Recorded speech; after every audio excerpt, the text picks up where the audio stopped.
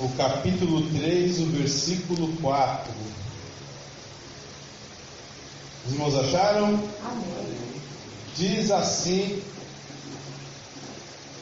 a palavra do Senhor: de maneira nenhuma, sempre seja Deus verdadeiro e todo homem mentiroso, como está escrito, para que seja justificado em tuas palavras e venças quando fores julgado. Amém? Irmãos, vamos aprender hoje sobre, não digo nem prováveis, mas ilações sobre contradições sobre Deus. As pessoas leem a palavra do Senhor, encontram alguns versículos e depois encontra outros e vê no caráter de Deus ou na Bíblia contradição. São muitas. Os incrédulos, se você for conversar com eles, parece que eles conhecem mais a Bíblia do que os crentes. Claro que eles não conhecem, mas parece que eles leem, estudam mais a Bíblia, mais que os crentes, para provar que os crentes creem em algo que não é factível, que não é real, que não tem coerência. E eles leem para mostrar as incoerências que tem na Bíblia. Muitas pessoas fazem isso. Eu conheci um pastor, uma bênção, né? Quando eu conheci, já tinha muitos anos de ministério, que ele dizia que no passado ele lia a Bíblia para discutir com os crentes e ganhava, porque os crentes geralmente não liam muito a Bíblia e ele conseguia pegar contradições da Bíblia. Mas como nós acabamos de ler, Deus nunca vai mentir. Deus sempre será verdadeiro. Aquilo que a palavra de Deus disse sobre Deus não vai voltar atrás. O caráter de Deus não vai mudar. Aquilo que Ele é imutável. Amém? Por exemplo, vamos começar lendo a palavra do Senhor. Eu peço para os irmãos abrirem as vossas Bíblias no livro de Números, capítulo 23, versículo 19. Livro de Números, capítulo 23, versículo 19, um versículo muito conhecido da palavra do Senhor. Diz assim a palavra de Deus para ganhar tempo. Deus não é homem para que minta, e nem filho de homem para que se arrependa. Porventura diria ele e não faria, ou falaria e não confirmaria? Amém? O que nós entendemos aqui? Que Balaão, mesmo sendo um profeta polêmico, quando ele foi amaldiçoar Israel, o Senhor não permitiu que ele amaldiçoasse Israel, mas quem o usava era o Espírito Santo. E ele, pelo Espírito Santo de Deus, ele disse a Balaque: se Deus tinha prometido uma terra a Abraão, a Isaque, a Jacó, que a sua descendência iria morar numa terra de leite e mel, que manaria leite e mel, Deus não poderia ter mentido para os seus servos, e ele não poderia voltar atrás na promessa dele. Amém? Os irmãos creem assim, que Deus não pode voltar atrás em suas promessas, que Deus não pode mentir? Amém? Glória a Deus. Será? Os irmãos têm certeza, Deus não pode se arrepender? Olha, vamos ver. Vamos ver. Calma, tenha calma, vamos ter paz. Vamos ler nos versículos. Gênesis 6,6 diz assim: Eu vou ler a partir do 5. E viu Deus, o Senhor Deus, que a maldade do homem se multiplicara sobre a terra, e que toda a imaginação dos pensamentos de seu coração era má continuamente. Então arrependeu-se o Senhor de ter feito o homem sobre a terra, e pesou-lhe isso sobre o seu coração. Também vamos ler em Êxodo 32:14. O que será que o Senhor quer nos dizer? 32:14. Então o Senhor arrependeu-se do mal que dissera que iria fazer sobre o seu povo. Também está em 1 Samuel 15:35. Vamos ver o que diz a palavra do Senhor. Porque aqui nós não estamos para falar a nossa palavra, mas a palavra do Senhor. E nunca mais viu Samuel a Saul até o dia da sua morte, porque Samuel teve dó de Saul, e o Senhor se arrependeu de que pusera Saul sobre rei em Israel. Então o que nós vemos claramente é que há uma contradição na Bíblia.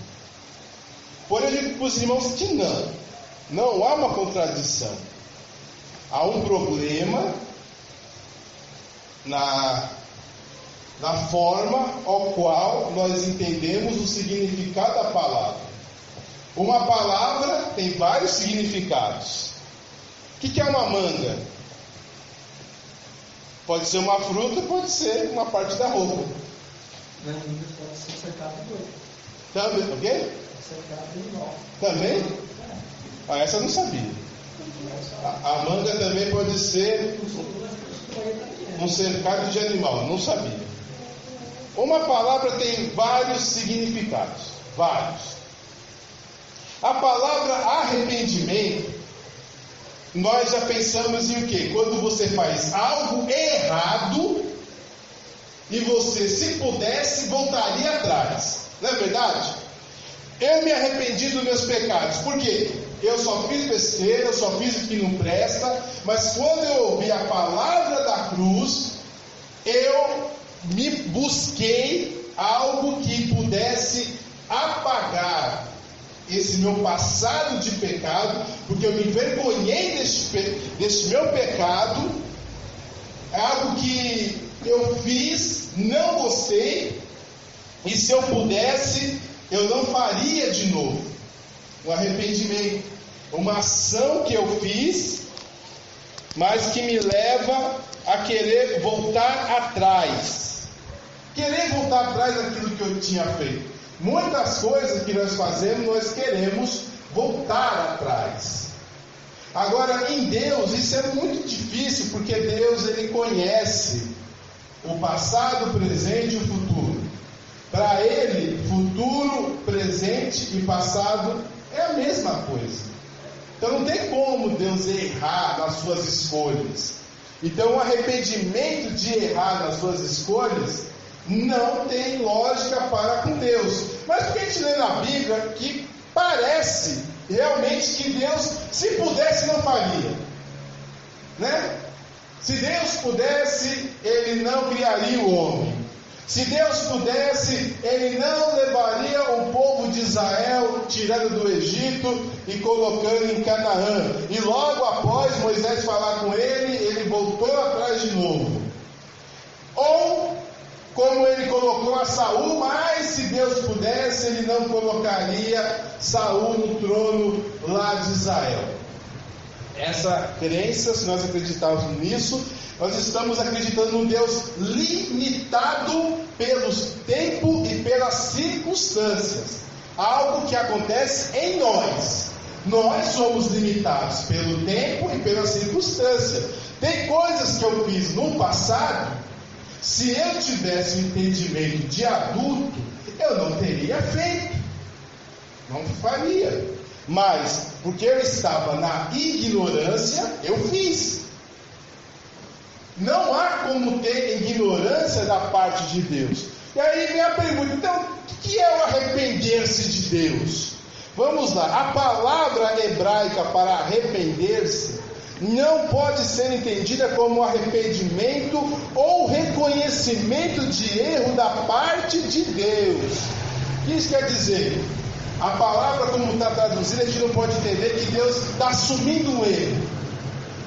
Que é arrependimento para a salvação? Você assume o seu pecado e crê em Jesus. Você assume, deixa o seu pecado. Você assume que está vivendo uma vida errada e vai parar de viver aquela vida errada. Isso não pode haver em Deus. A palavra que é usada no hebraico se chama Naham, tem um significado básico de ter compaixão ou lamentar-se. Por isso, um estudioso judeu, Martin Buber, traduziu o versículo desta forma: lamentou-se Deus dele ter feito o homem sobre a terra, e angustiou-se em seu coração. Em sentido geral, é que Deus sofre junto conosco quando precisa nos castigar. O Todo-Poderoso não gosta de punir, isso o angustia, ele o lamenta, mas precisa agir assim por causa da sua santidade e justiça. Os irmãos podem ver que sempre está na palavra de Deus, e se arrependeu Deus de ter feito o homem, se arrependeu Deus de ter cuspido a Saul, se arrependeu Deus de ter tirado o povo do Egito. Vamos pensar conosco, se não tem lógica essa explicação. Quando Deus falou, e se arrependeu o Senhor de ter criado o homem sobre a face da terra, o que aconteceu logo depois disso? Deus chamou a Noé e disse: o fim de toda a carne é vinda sobre mim. Tome para ti então madeira de golfe e faça uma arca de tal e tal e tal comprimento, e betumarás por dentro e por fora, e colocará 7 casais de animais limpos e um casal de cada espécie de animais impuros. Ou seja, Deus se angustiou ao criar o homem, porque por causa da maldade do homem ele tem que julgar a terra. Deus se arrependeu, ele lamentou de tirar Israel do Egito, porque como eles pecaram com bezerro de ouro, não era justo ele matar todas as 6 nações que estavam em Canaã, os hetitas, que eu chamo de heteus, cananeus, os perizeus, jebuseus, gigazeus, amorreus, aquela raça toda não poderia morrer de uma hora para outra se o próprio povo dele, que ele tirou do Egito, era tão ruim quanto os que estavam lá. Então o que ele teve que fazer? Teve que fazer toda aquela geração morrer no deserto, foram castigados, e isso pesou o coração de Deus. Deus não queria matar eles no deserto. Aquela geração que viu o mar se abrir, que viu as 10 pragas do Egito, que viu o Monte Sinai pegar fogo, o sonido, ouviram a voz de Deus. Deus queria que aquelas pessoas entrassem lá na terra de Canaã, passassem o Jordão e comesse da sua videira, plantasse o seu trigo, comesse do seu boi, da sua vaca, tomasse leite de cabra, mas eles pecaram. Então Deus lamentou, ficou triste, ele tinha que fazer um juízo contra toda aquela geração. Apenas Josué e Caleb não pereceram no deserto. Depois Deus lamentou sobre Saul. O que ele teve que fazer contra Saul? Teve que tirar o lugar de Saul, colocou Davi, e para Saul foi dado um destino terrível. Ele e os seus mais valorosos dos seus filhos, incluindo Jonatas, morreram no monte Gibeá. Então Deus ele não tem um problema de reconhecimento de erro. Ou seja, eu errei, não deveria ter criado o homem. Oh meu Deus, deixava os bichos aqui sobre a terra, deixava as vacas, os leão, e esse negócio de homem não dá certo, mulher, homem, deu errado, deu ruim. Não, isso não tem da parte de Deus. Ele fica triste, porque ele criou o homem com um propósito, e este homem desvirtuou o propósito dele e ele teve que trazer juízo e castigo para todos que não andaram conforme a vontade dele. Ele não queria que ninguém fosse castigado, ninguém, mas como muitos pecaram, tiveram que passar pelo castigo. Amém? Então, quando os irmãos lêem e arrependeu-se Deus, quer dizer, e lamentou-se Deus. Amém? Os irmãos entendem? E Deus se lamentou. Vamos ler mais uma, que o povo acha que é uma contradição da parte de Deus. E acha que Deus, a Bíblia fala uma coisa, mas Deus diz outra. Parece que... Como que essas contradições? Seria mais ou menos assim. A minha esposa fala algo sobre mim. O Marcelo é uma pessoa muito inteligente. Ele conhece tudo de informática. Tudo. Conhece tudo de informática. Pode perguntar que ele resolve. Aí os irmãos ouviram essa palavra, que eu sei tudo de informática, e me pede uma ajuda. Irmão Marcelo, me ajuda aqui, minha impressora não está funcionando. Aí eu falo, mas eu não sei mexer com impressora. O que isso quer dizer? Eu sou uma coisa, mas a minha esposa falou outra.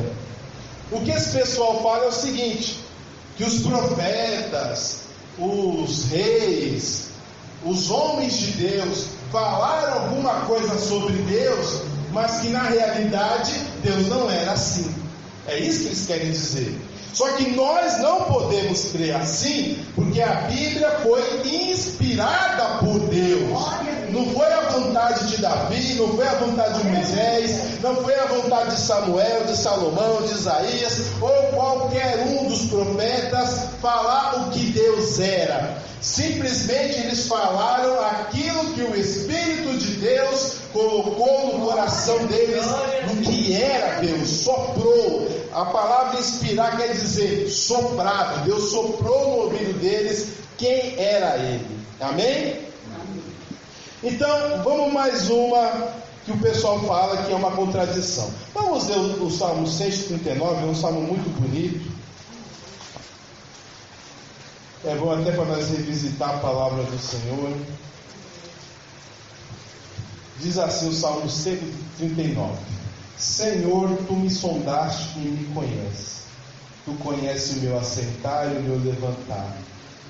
De longe entendes o meu pensamento. Cerca o meu andar e o meu deitar. Conhece todos os meus caminhos. Sem que haja uma palavra na minha língua, eis que, ó Senhor, tudo conheces. Tu me cercaste em volta e puseste sobre mim a tua mão. Tal ciência é para mim maravilhosa, tão alta que eu não posso atingir. Para onde me irei do teu espírito, e para onde eu fugirei da tua face? Esses poucos versículos falam sobre dois atributos incomunicáveis de Deus: a onisciência e a onipresença. Que são atributos incomunicáveis? Ele não tem como dar isso para ninguém. Você pode receber até um pouquinho de santidade. Você pode até ser um pouco justo. Mas jamais você vai ter um pouquinho de onisciência e um pouquinho de onipresença. Um dia nós seremos santos de verdade.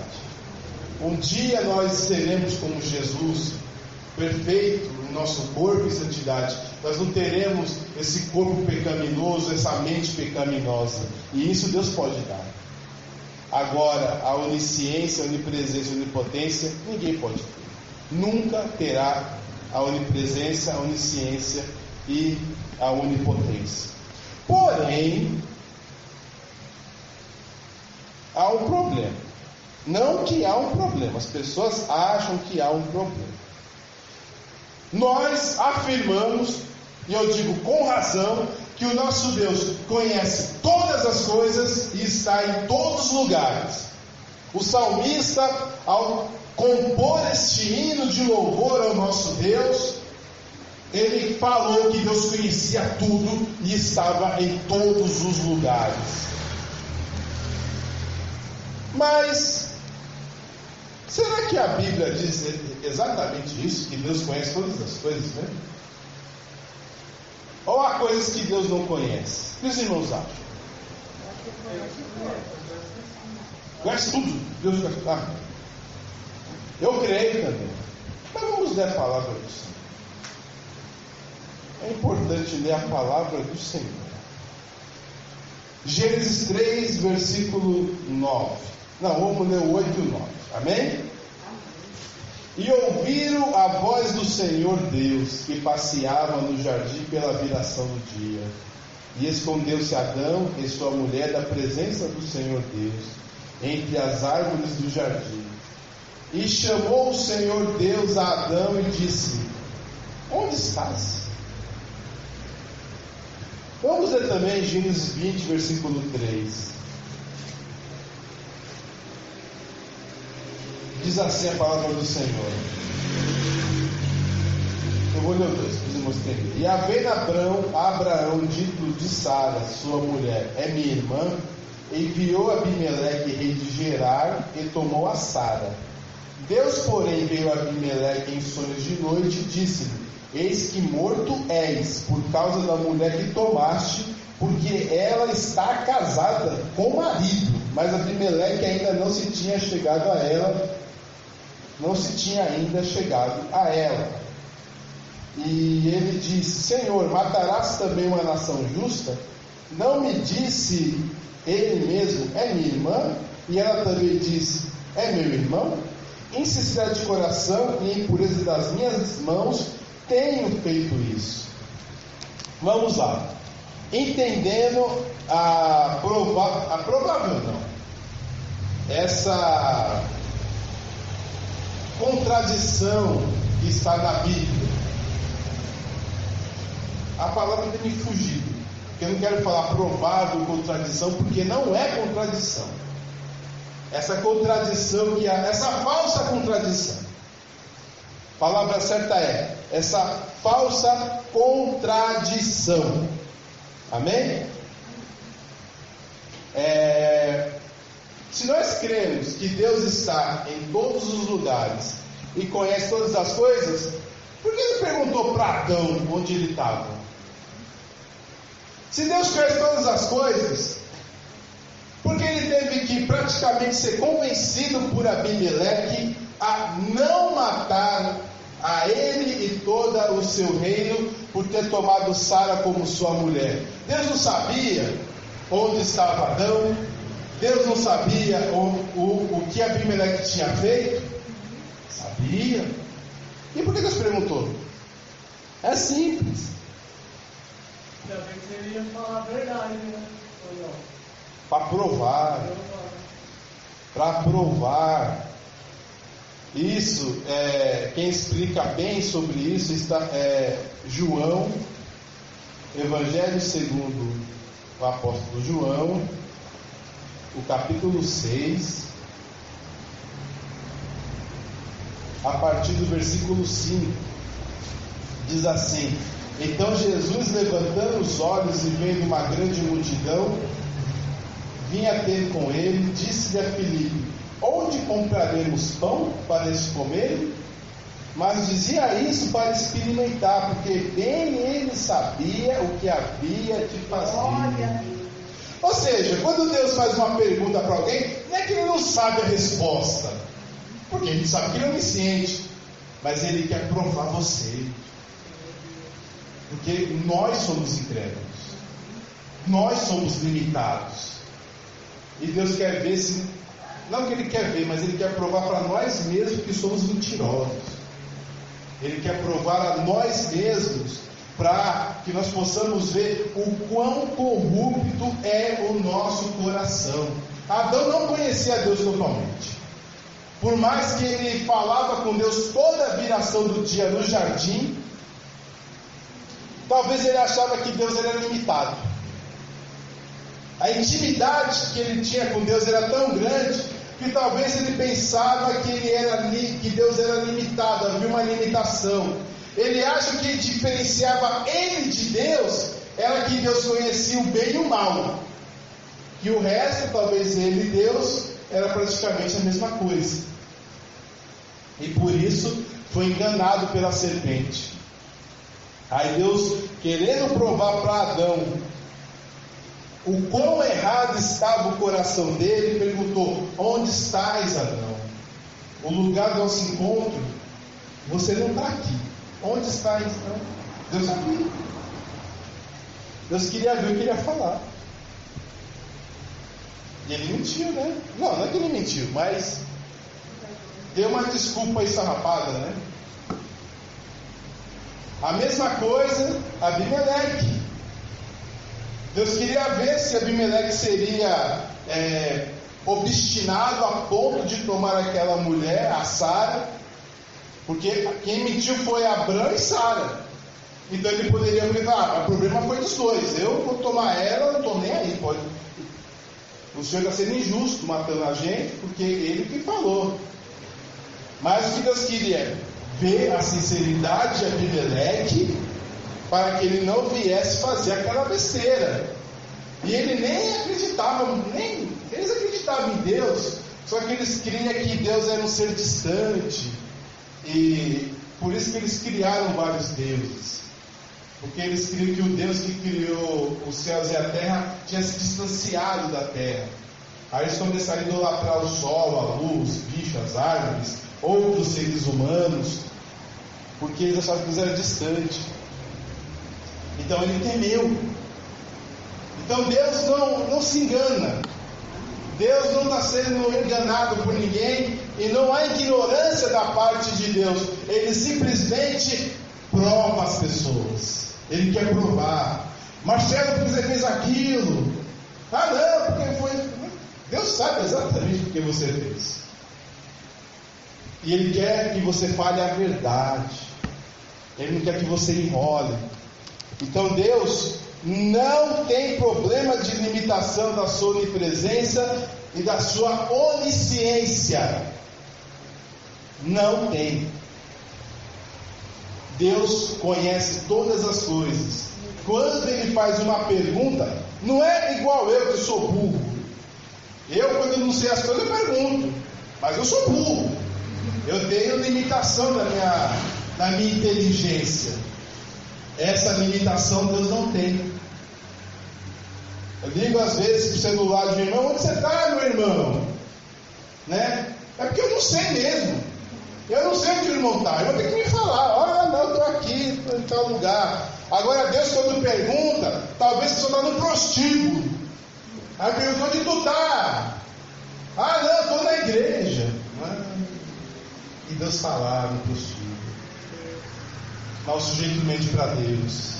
Deus não sabia? Nossa, sabe. Deus sabe todas as coisas. Ele está provando o coração. Ele não é igual nós. Nós realmente temos nossas grandes limitações. Nosso Deus não tem limitação alguma. Amém? Outra falsa ilação sobre Deus, sobre a sua onipotência. O que é onipotência? Deus pode fazer todas as coisas, certo? Deus pode tudo. Deus tem todo o poder. Mas eu creio que Deus tem todo o poder, mas há coisas que Deus não vai fazer. Não que Ele não pode, mas porque Ele não é assim. O que isso quer dizer? Vamos pensar. Você é um ser humano, certo? Você é um mamífero. Você não pode botar ovo. A sua natureza não permite você botar ovo. Simples assim. O que Deus não pode fazer é aquilo que a natureza dele não permite. Porque se ele fizesse, contrariaria a natureza dele. E a natureza de Deus é santa. Não há pecado, não há erro. Então há algumas coisas por mais que ele tenha todo o poder, ele pode acabar com o mundo a hora que ele quiser, ele pode refazer este mundo, ele pode criar água do nada, ele pode fazer tudo do nada. Mas há coisas que ele não faz, porque contrariaria a natureza dele. Amém? Então que pergunto para os irmãos: há alguma limitação na onipotência de Deus? Eu digo para os irmãos que há. A limitação é a sua natureza. Deus é tão santo que algumas coisas ele não faz, porque se ele fizesse não seria ele. Assim como um ser humano não pode botar ovo, Deus não pode fazer algumas coisas. Adivinha quantas coisas que Deus não pode fazer? Quando ele na igreja era 4. Não, quando eu estudei a Bíblia sozinho, era 3. Depois um pastor falou que era 4. Ele estava certo. Tinha algo a mais do que eu tinha aprendido. Quantos irmãos acham que são coisas que Deus não pode fazer? Vamos lá, a gente já leu que ele não pode mentir, né? Deus não é para que minta. Deus não pode. O que mais Deus não pode fazer? Quem pode me dar um exemplo? Eu já vi isso aí na Bíblia. Eu já vi sobre isso. Quantas? Quanto tinha na lista? A irmã lembra? A lista de coisas que Deus não faz. É mais de 4, né?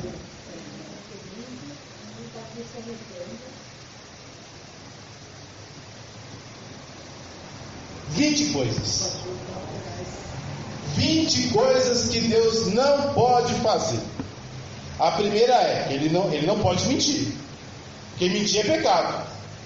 E o pai da mentira é Satanás. Então Deus não pode mentir. A segunda coisa, Deus não pode ser injusto. É impossível para Deus ser injusto. Está em Deuteronômio 32, 4. Deus é fidelidade e nele não há injustiça, é justo e reto. Também está em Tiago 1,13. Ninguém ao ser tentado diga, sou tentado por Deus, porque Deus não pode ser tentado pelo mal e ele mesmo a ninguém tenta. Deus não pode ser injusto, porque ele é justo por natureza. Então ele não pode ser o contrário da justiça. Outra coisa que Deus não pode ser, é impossível para Deus ele ser tentado. O que é tentado? Isso aqui eu queria explicar. Vamos lá. A palavra do Senhor diz: provai e vede que o Senhor é bom. Provai, diz o Senhor, se eu não vos farei uma bênção tal, ao qual delas irás vos abastar. Ou seja, tentar Deus. Mas a Bíblia diz que Deus não pode ser tentado. Não tentarás o Senhor teu Deus. Ninguém ao ser tentado diga, sou tentado por Deus. Porque Deus não pode ser tentado pelo mal, e também está na Bíblia. Não tentarás o Senhor teu Deus. O que isso quer dizer?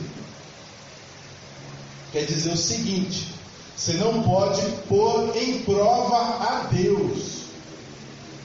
Você não pode falar assim no seu coração: olha, eu vou pular do 20º andar. Se eu cair do 20º andar e não morrer, eu creio que Deus existe. Você não pode fazer isso. Vai morrer. Porque Deus não aceita isso.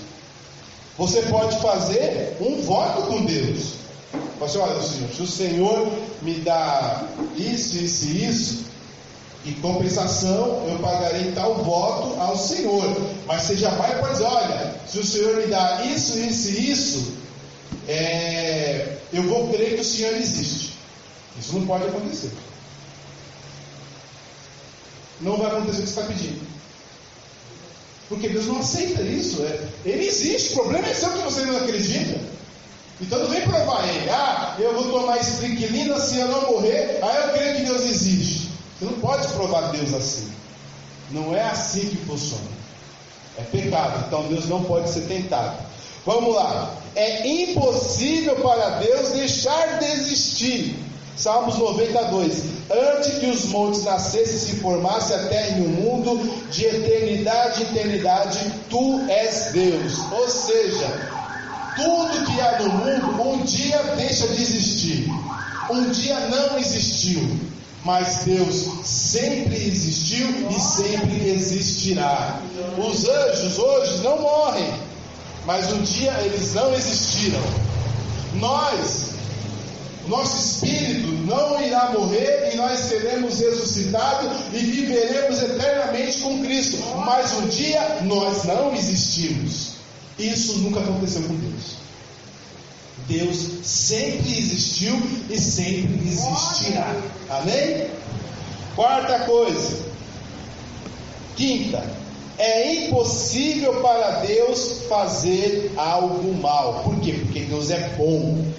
Salmo 145, 9. O Senhor é bom para todos, e as suas terras de misericórdia permaneiam todas as suas obras. Naum 1,7 diz assim: o Senhor é bom, é fortaleza no dia da angústia, e conhece os que nele se refugiam. Ou seja, Deus não pode fazer o mal com porque Ele é bom. A natureza de Deus é boa. Ele jamais fará algo mal, algo ruim. Mas Ele pode trazer a calamidade, Ele pode trazer o castigo. Porque é como diz: foi bom me ser castigado. Eu repreendo e castigo a todos quanto eu amo. Ninguém pode ser castigado. Mas se você quer ser amado por Deus, você vai ser castigado. Então é bom. Porque prova que você é amado por Deus. Amém? Agora Deus não pode ser aquele menininho mau, sabe? Que tem um formigueiro, aí pega aquela lupa, aí coloca no sol e fica matando as formigas, só de maldade. Isso não pode existir da parte de Deus. Deus nunca faz nada por um mero sadismo, porque Ele quer ver a coisa ruim acontecendo. Deus, quando faz algo, é segundo a sua justiça. É impossível para Deus fazer algo impuro. Por quê? Deus é puro. Tu és tão puro de olhos que não pode ver o mal, e a opressão não pode contemplar. Abacuque 1,13. Nós, seres humanos, e isso é um alerta para o homem macho, masculino, nós gostamos de coisas impuras. O homem do sexo masculino tem que vigiar muito com a pornografia. Muito. A mulher hoje em dia também está tendo esse problema mais forte, mas ainda não é tão sério como o homem. A pornografia para o homem é uma epidemia. Parece pessoas que você nem imagina são viciadas em pornografia. Teve ministérios inteiros que acabaram por causa de pornografia. Homens de Deus, homens realmente sérios, homens que tinham chamado a parte de Deus, mas entraram nesse negócio de pornografia e se tornaram impuros. Adultério, fornicação, cachaça, drogas, são coisas impuras. Deus não fará nada disso. Deus não tem o menor prazer de fazer coisas impuras, porque Ele é puro. Nem os olhos dele conseguem contemplar a maldade. Vamos lá. É impossível para Deus não estar em todos os lugares ao mesmo tempo. Ou seja, Deus está em todos os lugares. É impossível Ele não estar. Em qualquer lugar Ele está. Amém? A gente já leu, né? O Salmo 139. É impossível para Deus negar quem Ele é.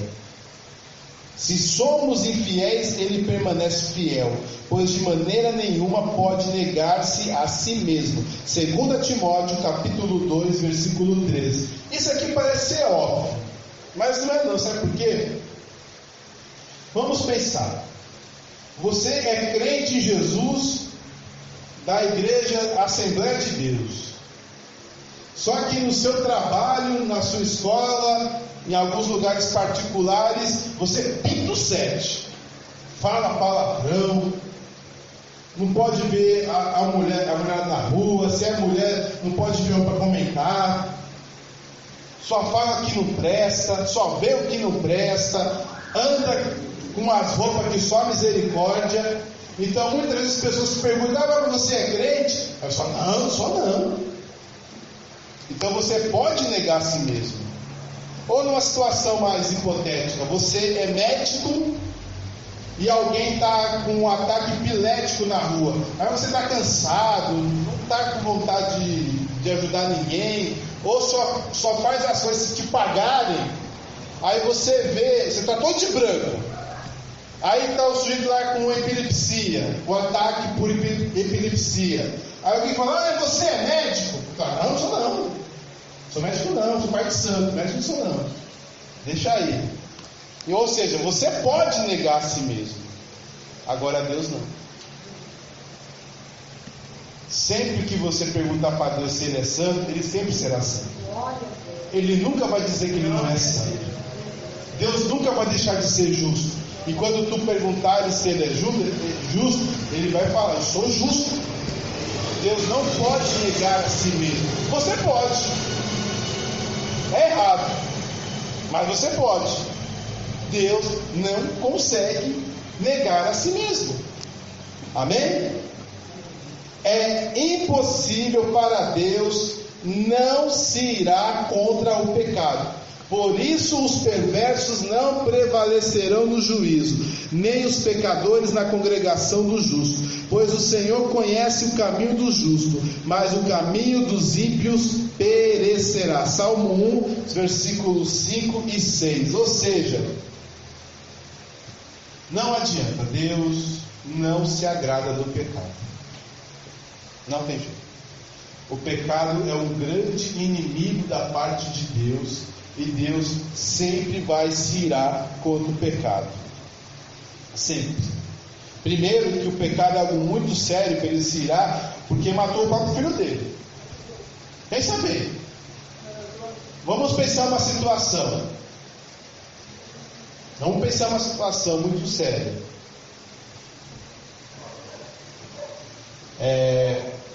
Se alguém assassinasse o seu filho ou a sua filha de forma cruel, não um acidente, mas de forma cruel, seu filho não fez nada, não deveu nada, e alguém simplesmente por sadismo mata o seu filho na sua frente.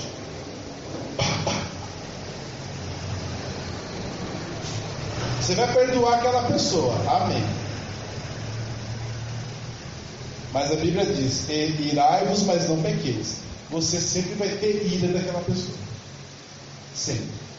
Porque ela matou o que você amava. Deus se ira contra o pecado, porque o pecado matou o filho dele. Então não tem como Deus não se irar contra o pecado. Amém? 11, é impossível para Deus ser limitado por alguém. E segundo a sua vontade, Ele opera com o exército do céu e os moradores da terra. Não há quem lhe possa deter a mão, nem lhe dizer: que fazes? Ou como diz Jó: bem sei que nenhum dos teus pensamentos pode ser frustrados. Como diz também Isaías: agindo eu, quem impedirá? Ou seja, Deus não pode ser limitado por ninguém. Eu posso, você pode. Por exemplo, vários exemplos. Há várias coisas que você poderia querer fazer e simplesmente a lei não permite que você faça. Pronto, acabou. Ou o seu corpo físico. Se eu pudesse, correria 40 quilômetros todo dia para perder o meu peso. Mas eu não vou correr nenhum, porque o meu físico não permite. Agora Deus não tem limitação. Nada limita a Deus. Nada faz Deus parar. Amém? 12º, é impossível para Deus ficar cansado. Não sabe, não ouviste que o eterno Deus, o Senhor, o Criador dos fins da terra, nem se cansa nem se fadiga? Isaías 40, 28. E como eu acabei de falar, eu me canso se eu correr mais. Mentira, irmãos. Eu preciso correr uns 5 quilômetros. Mas se eu correr 5,5, não, 5 já estou cansado. 5,5 eu já estou exausto. Eu aqui estou cansado hoje. Estou cansado, infelizmente. Deveria estar forte, mas não estou cansado. Agora, isso não acontece com Deus. Como disse Jesus, o meu Pai trabalha até agora e eu também. Mas não está na Bíblia que Deus descansou no 7º dia? E aí? Isso é um descanso de contemplação, né, irmãos? Deus contemplou a sua criação no 7º dia. Deus não criou tudo e foi para uma rede dormir. Não foi isso que aconteceu, irmãos. E isso acontece conosco. A gente, quando trabalha muito, a gente só quer saber da nossa cama. E a gente estamos tão cansados que até o sofá serve. Dá até dó do povo no ônibus, né? Às vezes a pessoa até cai, coitado, né? Porque está dormindo, está no corredor, cai no meio do corredor, de tão cansado que está do trabalho. Com Deus isso não acontece. Nunca aconteceu e nunca vai acontecer. O que aconteceu no 7º dia da criação foi uma contemplação da sua criação e não um descanso do espírito. Ai, que cansaço. Não, isso não vai acontecer. E nunca vai acontecer. 13º item que Deus não pode fazer: é impossível para Deus ganhar algum conhecimento novo. Não, com Deus está a sabedoria e a força. Ele tem conhecimento e entendimento. Jó 12:13. Grande é o Senhor nosso e muito poderoso, o seu entendimento não pode medir-se. Salmo 147, 5. Ou seja, quem aprende somos nós. Uma criança do 1 ano de idade até, se eu não me engano, aos 5, ela pode aprender 4 palavras por minuto. Não, mentira. A cada 4 minutos ela aprende uma palavra. Agora está certo. A cada 4 minutos uma criança consegue aprender uma palavra entre 1 ano e os 5 anos de idade. Deus não tem a necessidade de aprender coisa nova. Deus precisa se reciclar, né? A pessoa trabalha, é médico, é arquiteto, é engenheiro, é enfermeiro, não importa a profissão, sempre tem que se reciclar, porque as coisas mudam. Essa necessidade não existe em Deus, amém? Vamos lá. 14ª, é impossível para Deus dormir, é certo que não dormita, nem dorme o guarda de Israel. Salmo 121, 2. É impossível para Deus nos abandonar. Eis que eu estou convosco todos os dias até a consumação do século. Abandonar os salvos, amém? Porque ao ímpio, a Bíblia diz que ele vai entregar para a operação do erro. Mas um salvo em Cristo Jesus jamais será abandonado, amém? É impossível para Deus perder alguns dos seus. Diz assim a palavra de Deus: eu mesmo recolherei o restante das minhas ovelhas de todas as terras para onde estiveres afugentados, e as farei voltar aos seus apriscos. Jeremias 23:3. Também João 6:37. Todo aquele que o Pai me dá, esse virá a mim, e o que vem a mim, de modo algum eu lançarei fora. Deus não perde os seus. Mas fulano de tal deixou Jesus. Então nunca foi de Jesus, porque Deus não perde o seu. Se deixou, porque nunca foi, amém? Como disse João, saíram de nós, mas não eram dos nossos, por isso saíram de nós. Quem deixa de servir a Deus nunca serviu a Deus, nunca. Você pode pecar, você pode errar, mas deixar de servir a Deus, então você nunca serviu. Vamos pensar bem. Nós somos servos de Deus. O que isso quer dizer? Nós somos escravos de Deus. A palavra certa é escravo. Se você for no dicionário grego, não precisa. Mas se você for no dicionário, a palavra diz: vós sois servos do Senhor, vós sois meus servos, quer dizer, vós sois escravos de Deus. O que é um escravo? É alguém que pertence a uma outra pessoa, certo? Pertence. Ele foi comprado, ele já tem dono. Um escravo simplesmente não pode ganhar liberdade por si mesmo. Se alguém falar: eu deixei de servir a Deus. Deixou? Como? Deus te deu alforria? Deus te deixou livre? Se deixou, porque você nunca foi dele. Porque quem é dele, ele não deixa. Deus não perde. Amém? Se nós fomos comprados pelo sangue de Jesus, se nós deixarmos de ser dele, ele perdeu. Concorda? Perdeu. Ele comprou, mas Satanás pegou. Opa, peraí. Então não comprou ele. Ou é ou não é. Sim, sim, não, não. Luz ou trevas. Ou você é ou você não é. Você pode ter sido participante da casa de Deus, mas você não era um vaso da casa de Deus. Pode ter participado, você ia lá, você entrava, você via como funcionava, até falava alguma coisa, mas vaso não. Porque se você foi vaso, não tem como sair da casa. Amém? Vamos lá. 17. É impossível para Deus deixar de cumprir suas promessas. Nós lemos em Números 23, mas vamos ler também Abacuque 2:3. Porque a visão ainda está para cumprir-se no tempo determinado, mas se apressa para o fim e não falhará. E se tardar, esperam, porque certamente virá e não tardará. Deus não falha nas suas promessas, como diz o hino da harpa: de Deus o Espírito são as promessas, falhando tudo, não falharão. Se dá estrelas, os brilhos cessam, mas as promessas não cessarão. As promessas de Deus sempre vão ser cumpridas, sempre, não tem como voltar atrás. Amém? É impossível para Deus não completar a sua obra em nós. Filipenses 1:6. Estou plenamente certo que aquele que começou a boa obra em vós há de completá-la até o dia de Cristo Jesus.